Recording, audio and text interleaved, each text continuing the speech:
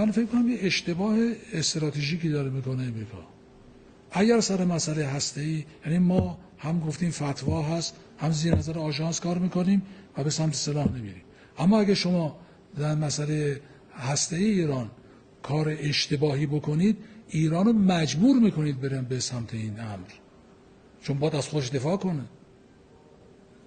با دست خودتون داره این کار رو میکنید. ایران نمیخواد این کار رو بکنه، ولی به هر حال وقتی شما فشار آوردید اون وقت توجیه ثانویه پیدا میکنه. چاره ایران نداره، مردم فشار میارن که برای امنیت کشور باید این کار رو بکنید و اینم به نفع خودشون نیست. ما همین الان هم داریم میگیم ما به سمت سلاح نمیریم، میتونه نظارت‌های آژانس هم باشد، الالعبد هم باشد، ما مشکلی نداریم چون حرف گزافی نمیخوایم بزنیم.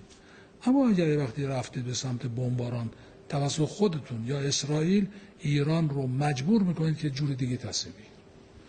اینم به نفعتون نیست. بنابراین هر چی حساب میکنید نفع در این نیست. اون چیزی که ما عرض میکنیم این است که شما میتونید راه دیگری پیدا کنید. به جای ستیز با ایران یک بار رفتارتون رو عوض کنید. 50 سال ستیز کردین، 45 سال ستیز کردین، یه بار رفتارتون رو عوض کنید.